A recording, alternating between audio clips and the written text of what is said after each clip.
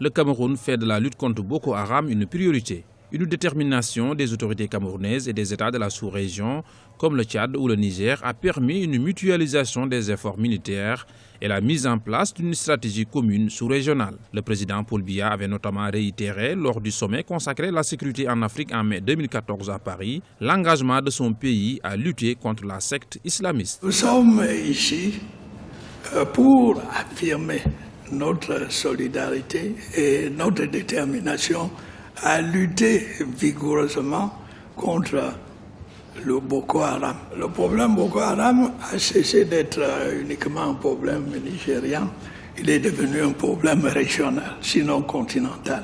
Sur le front militaire, d'importantes victoires ont été enregistrées et plusieurs villes contrôlées par Boko Haram ont été reprises par les armées régulières. C'est que Boko Haram ne nous a plus attaqué depuis près de 2 mois aujourd'hui, c'est-à-dire de manière frontale. Ça suppose que sur le terrain, nous gardons toujours l'initiative. Nos actions ont concouru, n'est-ce pas, à diminuer significativement leur potentiel. Et maintenant, ils se contentent, tout au long de la frontière, de mener des incursions très très rapides, faire même bas sur les denrées alimentaires, les céréales, le bétail. Je pense que c'est une secte qui est désorganisée, qui est à l'agonie. Donc on peut dire que c'est une situation qui est revenue au calme, et cela prouve également que les dispositions que le chef de l'État, chef des armées, a prises sont des dispositions pertinentes et qui ont fait leur preuve. C'est ce qu'il faudrait noter. Et il faut dire aussi que grâce à la coopération avec l'armée tchadienne, eh bien, il y a eu comme une accélération également de la menace, et ça fait qu'aujourd'hui, nous sommes à la mesure, n'est-ce pas,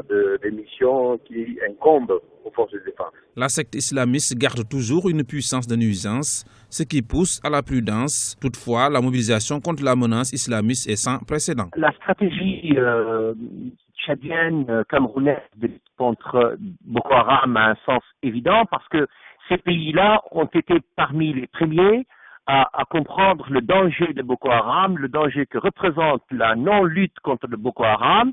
Ils ont eu donc une étape pas coordonnée au départ, mais coordonnée plus tard, mais surtout efficace, qui a donné évidemment des résultats spectaculaires.